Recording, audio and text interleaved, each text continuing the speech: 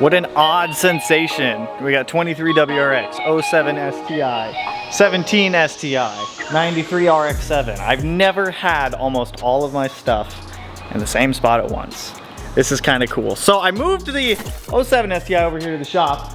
The STI, we have to talk about that one here in a minute. That's gonna be moved over to the house for now because technically right now it runs and drives, but if you guys saw in the last video, there's a problem with that car. I already have a solution, I believe, but I'm gonna go a little bit overkill with it because that's what I do. So, but I need to play car roulette. So the 17 STI needs to come out. That's gonna go in a parking spot. I'm gonna come back for that car later tonight. The FD needs to come off. We're gonna talk about that thing too because there's a reason why I haven't moved that yet. The 07 STI that just got dropped off is gonna go on the lift. The 23 WRX is gonna go back to the house. So we have to play roulette real quick, but I gotta get all the parts out of the 07 so that way I can actually push that thing. So let me get that car unloaded and start playing roulette here. Woo! All right, I got the Hawkeye unloaded for the most part. I'm winded. There's still more stuff in there I gotta take out, but that's most of the heavy stuff. I've got the Hawkeye pushed back over there with the 23 WRX right now. Now I need to get the STI started up.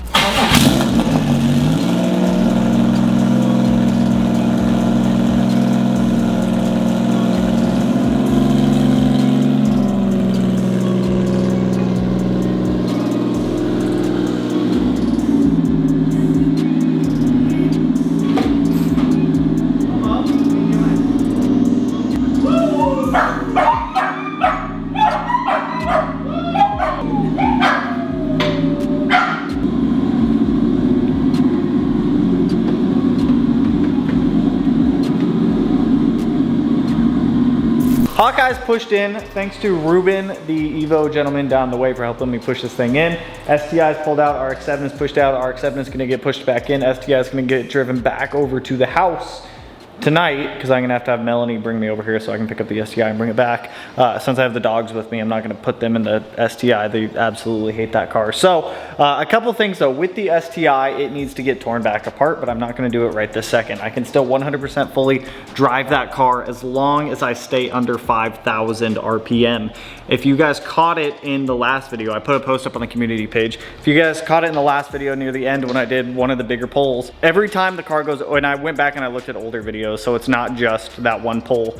Every time we go over 5,000 RPM in the STI, oil pressure drops about 50%. Just to put it in like PSI terms for you guys, every time we go above 5,000 RPM, we should be around 80, 85-ish PSI. Sub 5K RPM, we're around that point where we should be, but as soon as we cross that 5K RPM point, oil pressure drops by about half and it goes down to about 35 to 45 PSI, somewhere in that range, which is not good. And that could have been a huge contributing factor as to why the STI also destroyed itself last time, because I'm running the exact same pump setup on that car that I was on the other one. So I talked to the guys over at Outfront, and what we believe is causing it is the 12mm oil pump being too big, which is, I know it sounds weird because stock EG33s came with 12mm oil pumps, but they also don't rev as high as ours does. So, because we have ported heads, cams, the whole kit and caboodle, bigger valves. What we've devised as a solution is to use an Outfront 11mm pump that is ported and shimmed. So we're gonna be swapping to that. I'm also going to be adding in an AccuSump system. If you don't know what that is, it's a big pressurized canister that we're gonna mount somewhere in the car, and I can program in the Haltech if the Haltech sees below like 20 PSI at wide open throttle, it will open this canister and inject that oil into the system. So if it sees an oil pressure drop, it will inject oil to keep the engine happy, and then it'll display a warning on my dash so I know to stop and turn the car off, but it'll protect the engine. So obviously for that, I'm going to postpone the dyno until I have the oil system in the car dialed in and figured out to how I want it. That's with the STI right now. I can still drive it, I'm still gonna be driving it, I just have to stay sub 5,000 RPM. RX-7, since some of you guys are asking, I've been on the fence. Some of you guys are gonna like sacrilege me, post me to like nail me to a wall or something. I've been debating LS swapping the RX-7. That's why I haven't really touched it too much. I have parts here for it. There's stuff I can do for it, but I've been on the fence with LS swapping it for the past like 3 weeks. If you guys follow Rob Dahm, I'm sure you guys saw one of his videos. Mazda just did huge price increases on a lot of stuff on the rotary side of things, and they were already expensive before, and they're a lot more expensive now. And with rotaries, it's not if they die, it's when they die. And they sell for a decent amount of money, so I'm on the fence of selling all the rotary stuff and putting like an LS3 in the car. It's just, do I want to dump tens of thousands of dollars into a rotary that's going to last maybe 30 to 60,000 miles versus an LS, which is cheap, affordable power, and it's reliable power. So that's kind of why I haven't touched on the RX-7 too much lately. I have parts here for it. I just don't know what I'm gonna do with that car quite yet. So anyways, we've done a big game of roulette. I'm gonna sweep and mop the shop real quick, load the dogs back up, bring them back over to the house, have Melanie bring me back over to the shop. We're gonna pick up the STI, bring it back over to the house, and we're gonna come back and start working on our Hawkeye. Because Remy challenged us, and I'm gonna poop on his chest. I think they call it a Cincinnati pancake. So Remy, if you see this, I'm a Cincinnati pancake your ass. All right, it's time to get cracking on this thing. So, with our 07 STI here, we have so much to do. Both engine, chassis, suspension, cleanup, restoration, fixing. There's a lot. Right here, we've got our brand new 2018 STI Type RA short block. I don't want this car to be stupid powerful like all the other ones. I want it to be a fun car. That's it. So we have a ton of stuff back here for it. I say a fun car, and then you probably see the Cosworth intake manifold. You're like, Tanner, you liar. I promise it's just gonna help things flow, and it's a dope manifold. Plus, we have a lot of good stuff down here, ranging from access ports to valves, valve springs, air oil separators, clutches, flywheels, intercooler piping, a whole bunch of stuff. If you guys are looking to save any money on anything that you guys are trying to mod for your car, make sure to hit up Rally Sport, use discount code Smeedia, save yourself some extra cash, so that way you can either put it back in your pocket or snag some other parts, whatever you decide to do. But we need to get cracking on this to start knocking down this parts pile a little bit, and we have more on the way. Now, like I've said plenty of times, this car is pretty crusty. It needs a lot of love. So we're gonna start with some brakes today and some coilovers, because this thing definitely needs it. So we're gonna be tossing on a set of our BC Racing coilovers, some Faction Fab rotors, and I think I have them over here. A set of these Faction Fab stainless steel brake lines. I don't know how old the brake fluid is in that Hawkeye, but I can tell you right now it's black and it's supposed to be yellow. So we're gonna have to completely drain the system on that and refill it, but that shouldn't be too bad. Personally, I think BCs are one of the better street coilovers for the price. If you're building a track car, I would definitely suggest like Fortunatos or like Fields or something like that. But for like a street car, dude, these things get the job done, they get it done well. I've got these on the RX-7. I'm not sponsored by BC, but I've got these on the RX-7. I've got them on the 23 WRX. We're gonna have a set on this 07 STI right now. I think I have a set of Fortunatos on the 17 STI, but for the price band, these are awesome coilovers. And we got the ones with rear adjustability. So you'll notice on the front coilovers, they have the camber adjustability, but they also have it on the rear. The way that GD suspension is set up, it's different from like GRs or VA, where you have to have like lower control arms to be able to adjust camber. But on these, you just do it straight off the rear. So if you don't know how to swap on coilovers, it's pretty simple. We're gonna pop open the hood, go ahead and unbolt the 3 top hat bolts from the stock one, drop that down, undo the 2 bolts that hold it down to the bottom, disconnect the brake line, disconnect the ABS sensor, and we can get these swapped over.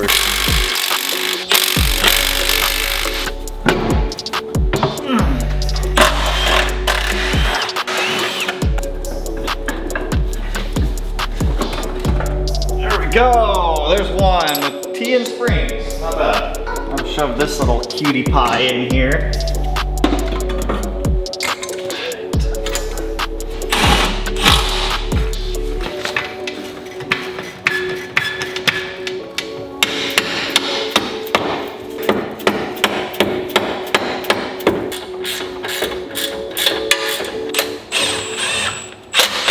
Now, here's what I think is gonna happen. I need to pull the caliper off to get the rotor off, obviously.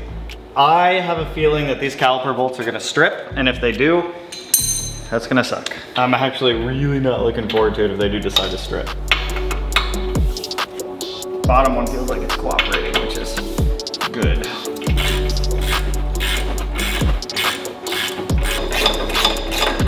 That's beautiful. Now this guy can just come off. Set it.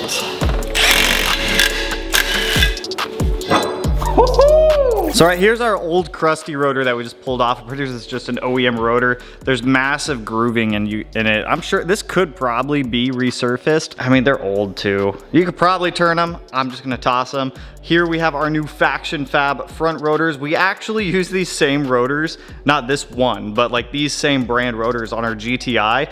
They do phenomenal. Been super happy with them on the GTI. So let's get this tossed up on the front. Then we can start swapping on a couple brake lines, get things cleaned up in this wheel well a little bit and keep going around the car. But I just want to see like the comparison of this side over to the other side. We're also going to heavily clean all the wheel wells. Probably in the next video, we're going to get this thing outside, pressure wash everything. But dude, I'm so excited. I'm pumped. This thing's going to look so good. Woohoo! Dude, that already looks better. Where's the lug nut? Give me the lug nut. I don't think the lug nut gonna work because it's not open-ended. There we go. Put one on the top too to hold the rotor down. Dude, that looks so fucking good. I gotta clean off the rotor with some brake clean, but damn, that's already a change. Now, if you're one of the lucky few, like myself so far, that hasn't had any caliper bolts strip out on them, put anti-seize on these so they don't strip out on you in the future. The caliper is aluminum, these are steel, so over time it's like a chemical reaction where the aluminum and the steel oxidize to each other, and then obviously the threads of the aluminum pull out with the steel. So put a little bit, you don't need a ton. Normally I'll just wipe it on with a brush and then give it a wipe down with a rag, and that'll just get it in the threads. So we can go ahead and toss the caliper back on. Once the caliper's on, go ahead and get some brake lines on.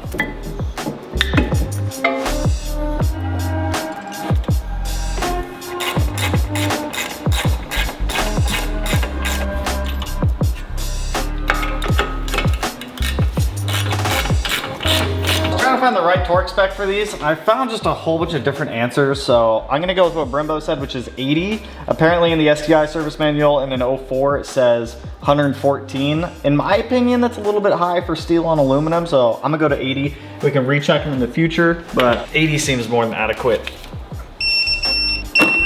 I'm gonna take off these dumbass mud flaps that I keep cutting my hand on also. Mud flaps are cool and all, but I am not a mud flap type of dude.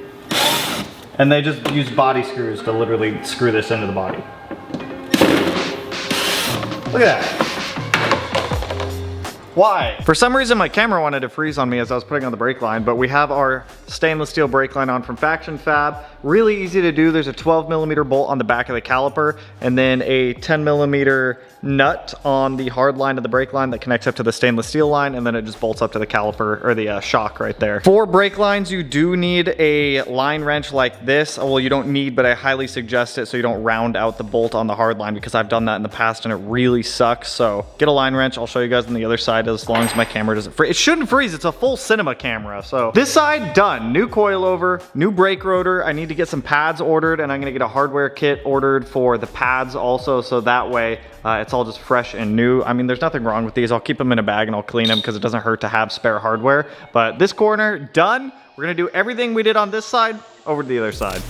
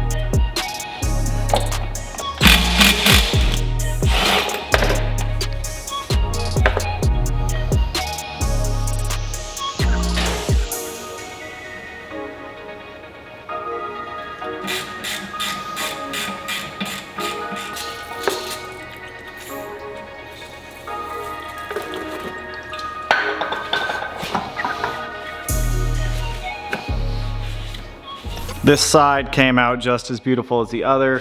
Brand new Faction Fab front rotors. I did clean these with brake clean before putting them on to get all the oils off of them. Calipers, I went through, I wiped these down. I may re-powder coat these in the future. This side is pretty scuffed up. If I do powder coat them, I don't know what color I want to powder coat them quite yet. We've got brand new BC Racing coil over here.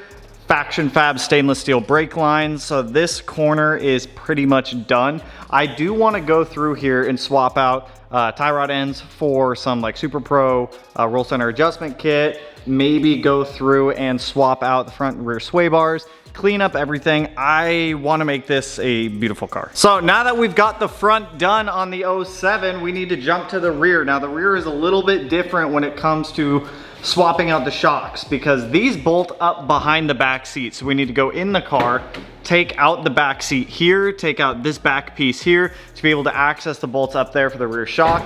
And then we can go ahead and get that old one out, new one in. So we're gonna do the same thing we did in the front and the back.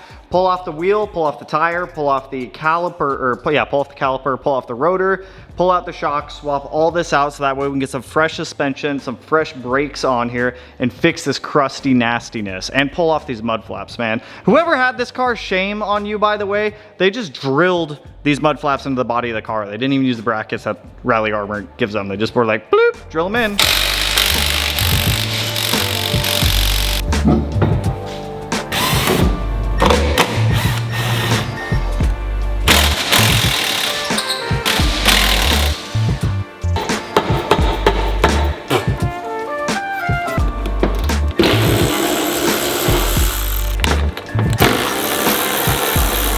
Look under the back seat also, so that's fine.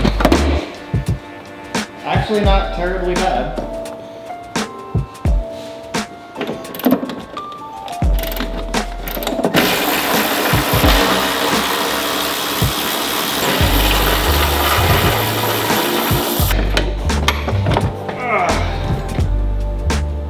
So on GDs, after you get the back seats out, if you come back here and look up underneath the seat belt right there, you got your top mount bolts for your shock.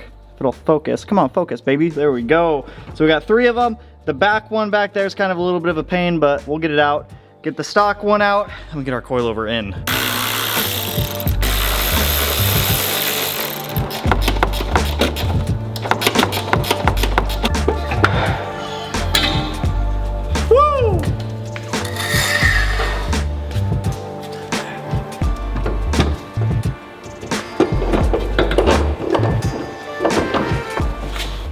I think I'm gonna have to drop the other side because the sway bar is trying to pull it down as I'm trying to pull it up. So we're gonna have to do the rear simultaneously. So let's go pop out the other rear shock. We'll just put both the rears in, and then from there, we can get everything started to be replaced and bolted back up.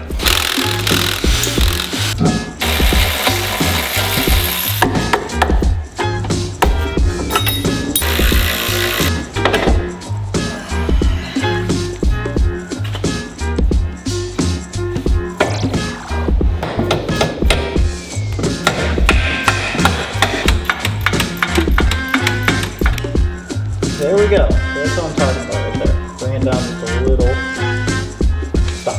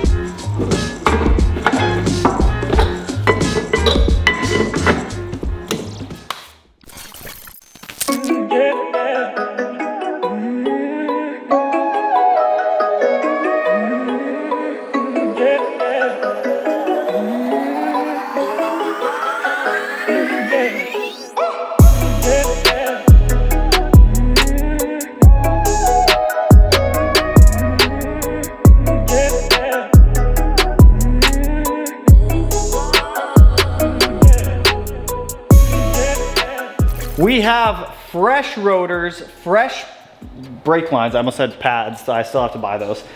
Fresh rotors, fresh brake lines, and brand new coilovers in this thing. It is going to feel significantly better. What we pulled out was stock shocks with TN coilovers. They're a bit rusty. They've seen better days. They didn't look too bad for ride height, but I personally like the adjustability of coilovers, being able to change ride height, having that camber adjustment front and rear in this thing. It's just going to make dialing in and alignment and fitment on wheels so much better. At some point, I am gonna repowder coat these Brimbos. I may just do it the same color.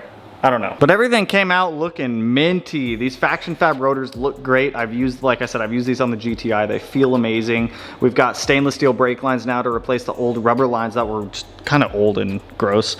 They were cracking in some spots, so it was a good idea to do it anyways. This car has, I think, 140,000 miles on it, so doing brake lines is not a bad thing to do. They're easy enough and they're cheap enough. I think you can do front and rear brake lines for about $100, which is honestly not bad. And it changes the brake pedal feel. I personally like a really stiff brake pedal feel, but dude, I am happy with that. Just doing those brakes alone already changed how the car looks. I still need to bring the front bumper over from the house, so I'll bring that over next time, which will be tomorrow. But this is like a small dent. We've done 3 parts on this car so far, and we still have an absolute mountain of them to go. Plus we have a short block right here, so I need to bring my engine stand over. We can get the short block on a stand, get things like the oil pan on there, the oil pump, just the small stuff, the flywheel, the clutch, just to get some more parts off the rack and onto the engine, so that way we can prepare the engine to go in the car. I'm waiting on my new cylinder head castings to come in, since the ones that I pulled out of this car were totaled. I'm gonna do things like repaint the engine bay. I'll probably bake those headlights open. A lot of people ask me why I have the oven. There's the oven for powder coating and for headlights. So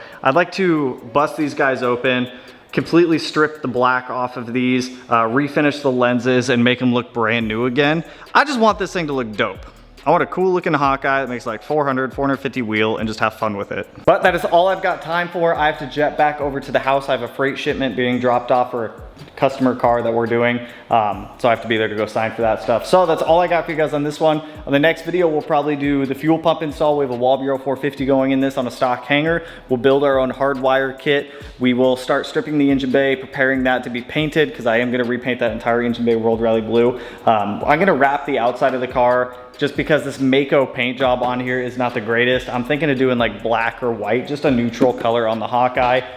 We'll see though, I'm not entirely sure yet. But anyways, like I said, that's all I got for you guys on this one. If you're pumped for the Hawkeye build, go ahead, hit that like button, turn it black, blue, green, yellow, purple, silver, cyan, whatever color it turns for you. And if you're not already subscribed to the channel and you want to be, I'll put it in one of these corners. No idea which one quite yet, but with that, I will catch you guys in the next one. So peace out, homies.